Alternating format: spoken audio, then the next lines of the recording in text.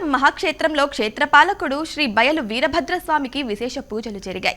తొలుత ఆలయ అర్చకులు మహా గణపతి పూజ చేశారు. అనంతరం స్వామివారిని పంచామృతాలు, బిల్వోదకం, శుద్ధ జలాలతో అభిషేకించారు. తెలుగు రాష్ట్రాల నుంచి కాకుండా కర్ణాటక, తమిళనాడు, పంజాబ్ రాష్ట్రాలకు చెందిన భక్తులు పాల్గొన్నారు.